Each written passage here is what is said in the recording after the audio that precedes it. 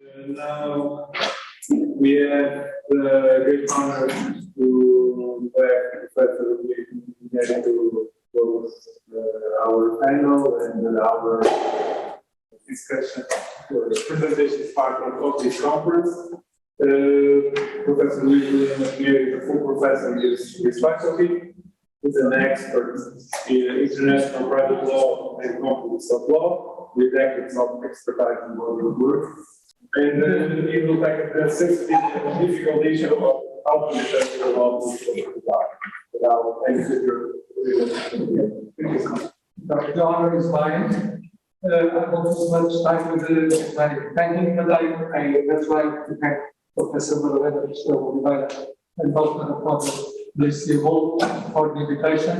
I compliment the members of the panel, the moderation, and well, what a topic for the end of the conflict of laws. And conflict of laws can be many things. I will deal with some issues of private international law, so I deal with private relationships, and not with every issue, only the issues that in fact seem to me both more basic and more controversial. But naturally, there are also problems of application of public law in space that are not made to deal with them. You already know what are the realities that the DAOs may cover. So I only recall some features that I consider are relevant for my presentation. First of all, DAOs are based on smart contracts, but what distinguishes them from mere smart contracts? Well, in an organization can be internal or external, now to refer to that. On the other hand, DAOs are centralized. So the idea that they are not managed by a person or by an individual group of persons, but by all the members through a common protocol. But this is not, as I think as I already said here, it's actually so with all the DAOs. And in fact, I will also return to this because it's some relevance to the choice of law problem. One very important point is that DAOs are heterogeneous. So they can pursue different purposes, they can carry different activities, and in fact, here with change products, for example. And they can have different types of organization. And regarding organization, for choice of law purposes, it's very important to know if the organization is visible by third parties. And we'll see later why. So if the organization is not visible by third parties, it's internal. If it is at least visible by third parties, it is external. From a legal point of view, DAO can be incorporated, unincorporated, can have legal personality, or not have personality independent from its members. Regarding the problem of management, what happens is that some DAOs are in fact up to a certain extent managed by representatives of government or by an external entity. But also often, this management does not cover all the powers that normally the management of a company has. And so, to draw the line between the central management and the centralized administration could be really hard. Those DAOs also involve different actors. We have developers that they start the project, they create code on which smart contracts are based, but then there are persons that become members by acquiring a digital representation of their membership, a token. Then we have other actors, and the terminology is not fixed. We can speak about validators that operate validating nodes, and that maintain the blockchain by adding new blocks. But we can still have a personal entity that will manage the blockchain infrastructure and that administrates blockchain code. Well, general remarks, general remarks on legal calculation of DAOs. DAOs, in our idea, are logically to operate as far as possible only through blockchain code. I already pointed out, well, regarding smart contracts, I have an article regarding law with smart contracts, that smart contracts have problems that have to be dealt off-chain.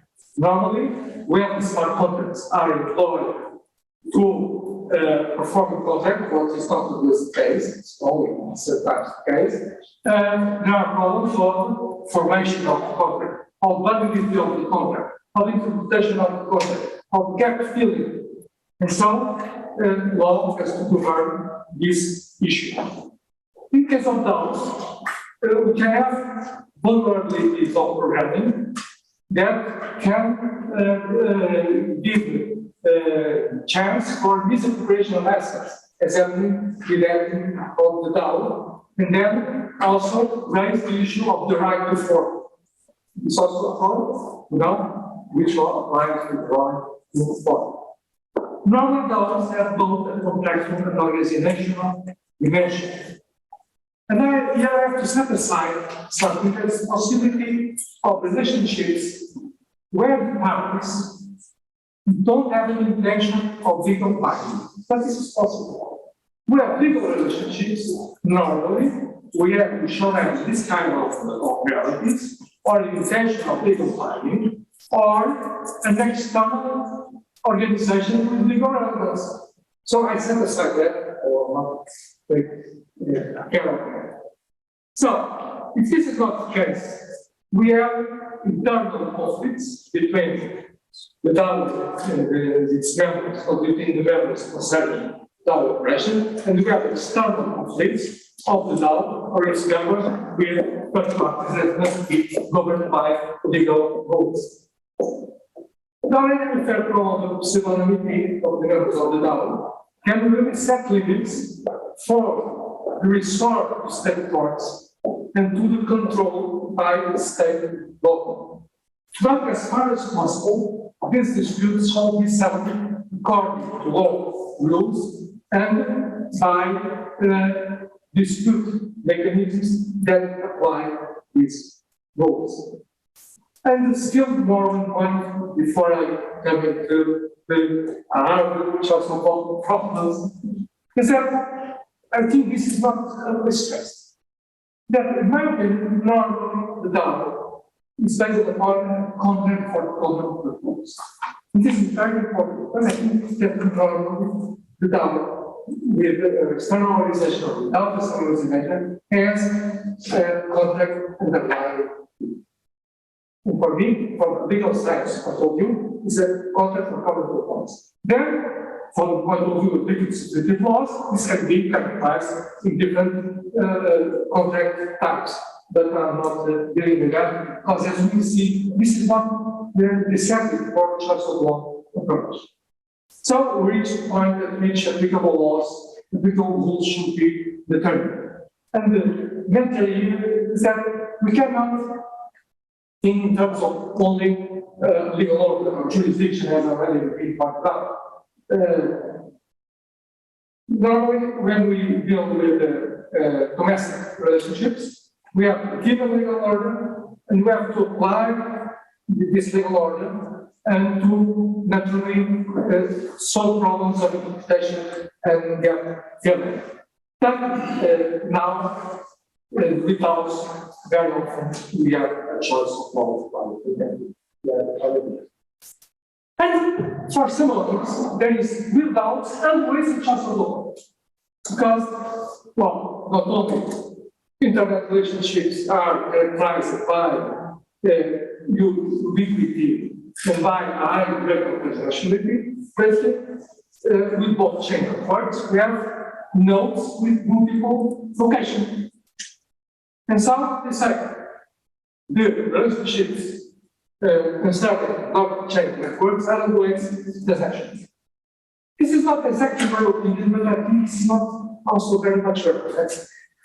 With some opinion, I think that really only relevant contexts with different sovereign states raise a choice of law problem for private international law. And as with internet relationships, locational service is not relevant. Also, for blockchain networks, the location of nodes is not, in my opinion, relevant for a choice law problem because it does not have an objective connection with the location of the parties, neither conveys specificity on the performance of the content or in the operation of the organization. But in any case, with this problem of pseudonymity, and even if there is no pseudonymity, with difficulties in locating members of the DAO, I think we have to presume the transnationality of the DAO. And so we have to presume that the choice of law problem occurs and that we can only apply given law through the choice of law reason, through the choice of law rule.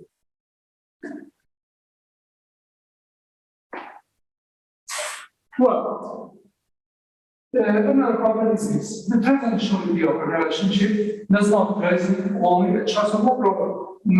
Don't forget that my theme is conflict of laws. When there is a dispute, the first problem is where I can sue, in which national courts.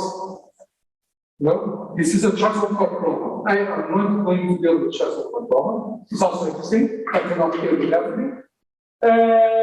But I will make some remarks regarding different choice of law solutions for state courts and for arbitral tribunals. This, I think, is important for our talk. Specificity of the choice of law problems regarding DAOs. One problem, pseudonymity, could make it difficult or even impossible to materialize connecting factors related with the location of the parties. Other problem, whether specificity. By participating in a blockchain network, in principle, the members of the DAO accept, at least implicitly, the rules that are coded. And this has implications for choice. Choice of law rules that come into play. As I have said, DAOs have a double dimension, contractual and organization. And so we have to do choice of laws, with choice of law rules on legal person and with choice of law rules on contracts. If the DAO is incorporated as a legal person, for sure, choice of law rules of legal persons apply. Then, these choice of law rules pursue not only the interests of the members of the legal person and of the legal person itself, but also they pursue the interests of third parties that deal with the legal person. And it is an assumption accepted as widely in Roman Germanic systems that external organizations without legal personality are directly or by analogy submitted to the choice of all rules applicable to legal persons. And now you see the importance of the external organizations of the DAO. And what are the main solutions for the law applicable legal process? We have incorporation theory and seat theory. For incorporation theory, law applicable to the organization or to the legal person, that's by the legal person, is law according to which it was incorporated. And in common law context, this is understood in the sense that the relevant law is law of the place where the public bodies perform the acts that are relevant for the acquisition of legal personality. For the seat theory, The law applicable to legal person is the law of the city of its administration. Portuguese law is based on the city building, but it makes concessions to other approaches because, first, regarding the loss of companies, the register de city has reference. And the register de city inside the law incorporation, with the incorporation.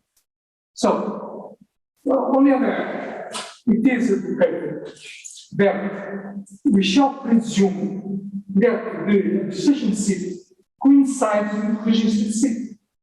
And so, normally people dealing with a company doesn't know where is the city administration, they know where is the registered city. So this is what normally really is important. That's not the choice of our rules on contracts. Well, I think the choice of our rules on contracts play a role, not only when the DAO has only an internal organization, but even if the DAO has bigger personality or an external organization. This is not really accepted by everybody. But in my opinion, the contract that underlines this type of organizations is governed by its own law. This, however, is without prejudice to the mandatory rules contained in the law applicable to the organization regarding the contract. That's even example. Well, we have a company of Portuguese law. We have, let's say, a society contract. It's not that works well in English, but it's not there. This contract has its own law. But then we have also the law applicable to the company. If this law has mandatory rules regarding the contract, this law should be applied. But this does not mean that all the other issues are really governed by the contractual governing law. These sorts of rules on contracts are should be passed on parties fundamentally. And so they are based upon freedom of choice. The law can be chosen by the parties quite freely. If there is no choice, the solution for this kind of contracts is the application of the law of the state with which the contract is most closely connected. And if, naturally, we cannot establish the most closest, we cannot establish the closest connection, we will be left with some kind of really bad solutions about which I will speak later.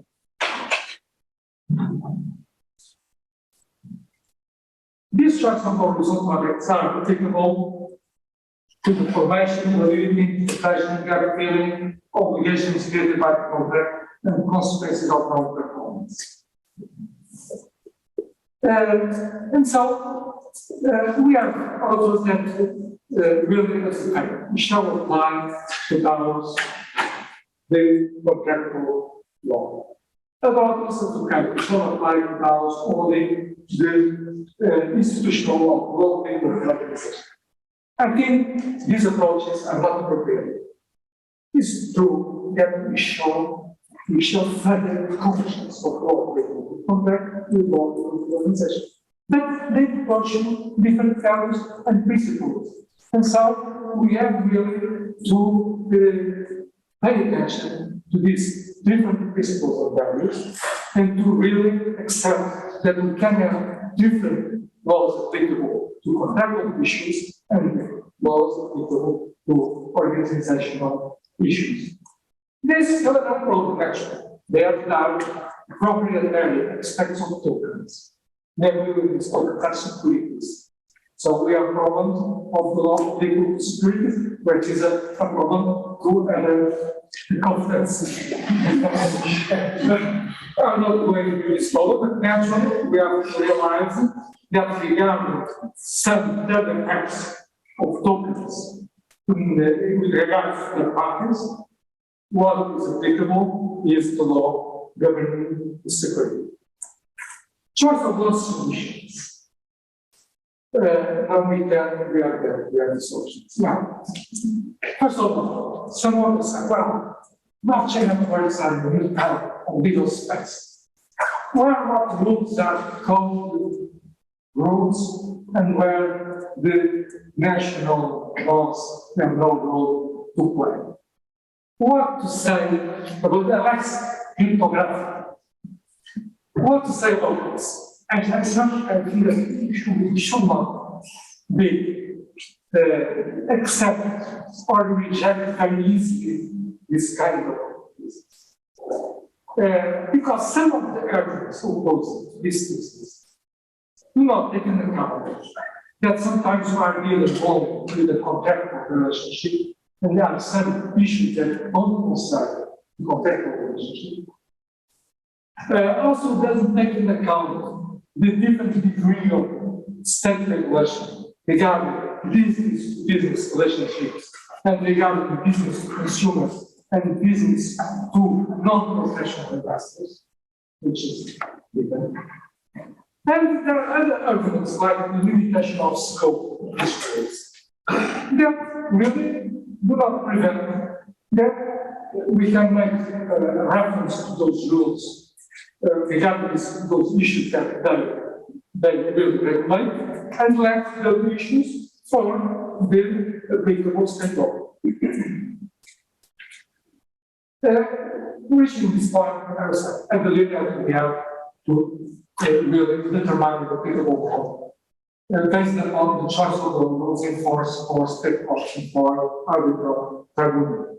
But also in the short term attention to these processes of creation of rules within the blockchain platforms, and we shall not really reject very completely the possibility that when there is an arbitration agreement, some kind of reference be made to this kind of autonomous rules.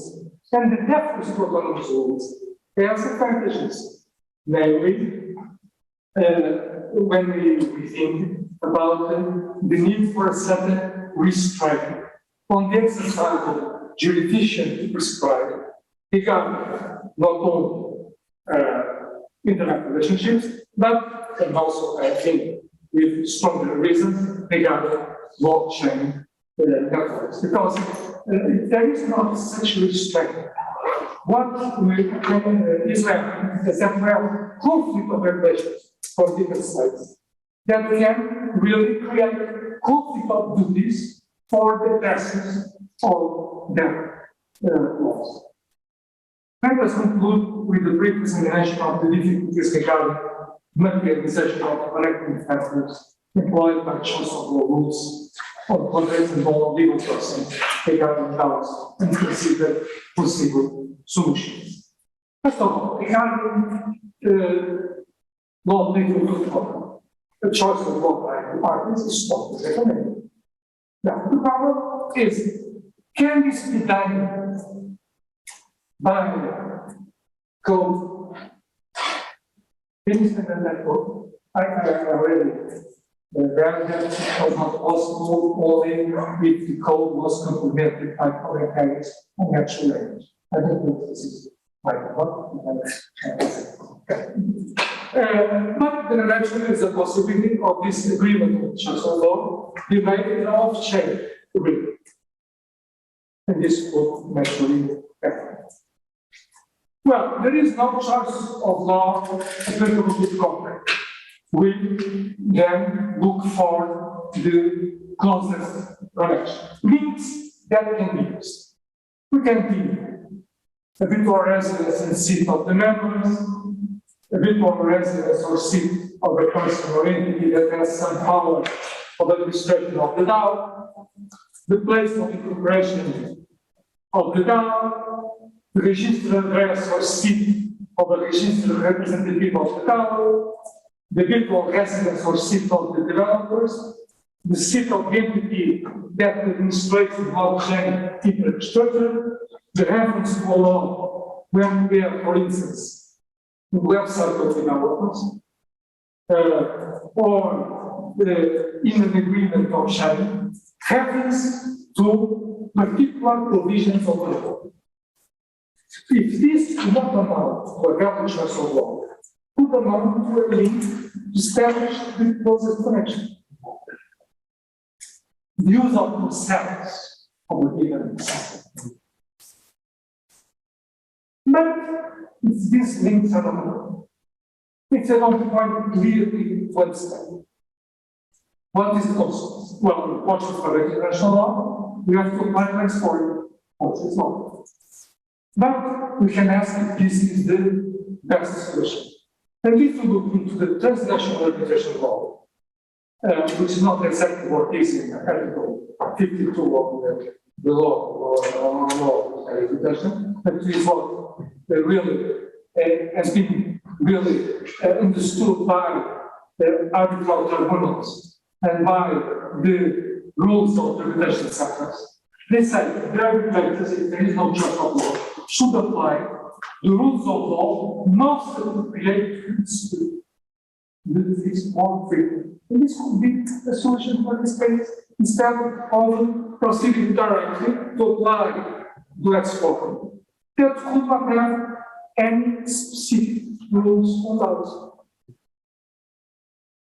Choice of our rules on legal persons.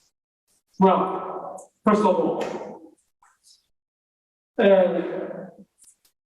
DAO with legal personality shall be submitted to the law of its incorporation. This is given to invite regarding our system like Portuguese that is based on the CTO. I will time not to explain why, but I will recall naturally that presumption of the coincidence between the administration seat and the registered seat, and the registered seat is in the place of incorporation, and there are other reasons that we have occasion I can speak about. But in most cases, DAOs are unincorporated. And so, what law should we apply to the organization? I think that the solution is a solution that is closest with the incorporation judge. And should be to apply the law which guide the constitution of the DAO when visible by the parties. And this can result, for instance, from an indication in the developer's website. In a blockchain agreement, this can be something that points to the type of structure that's more difficult, but that can point to a given law. But it's also true that sometimes we cannot really determine which law guides the constitutional law. Or this is not visible. And then the subsidiary solution is apply the law of the civil administration. But here, the problem is, do we have a civil administration in this form? But in some cases, in which, even if the administration is centralized, if the DAO is limited to members located in some state, and if, despite this, there is a choice of law, we can consider that the DAO has to seek the administration on that state. But this is not the case, by the way. So, normally we have to resort to other connections. And the other connections happen then. There is a person bringing with some powers to administer the DAO. In its absence, a registered company of the DAO. In its absence, a person already entrusted with the administration of blockchain infrastructure, his registered address or registered seat can provide the necessary point of reference for third parties and thus operate as relevant connected parties. If also this is not the case, we can still, before applying next form, appeal to another idea. That is, to internal affairs of the DAO, even organizational issues, apply the law of contracts. And to relationships with third parties, apply the law governing the contractual or tort relationship with third party. This has a disadvantage.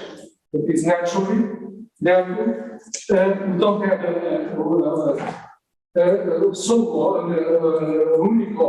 unique law applicable to all the external relationships of organizations. Well, this is a problem, which to some extent also happens, because naturally the law governing legal person is not applicable to the contracts concluded by the legal person with third parties or to the tort liability of the legal person with other parties. So, to some extent, there is always a application of the laws. This is only an extension of them. The thing in media, we can think about the transnational arbitration law. And think it was not better where a more flexible approach and allow the court to apply the rules most applicable to this. And I thank you very much for the attention to the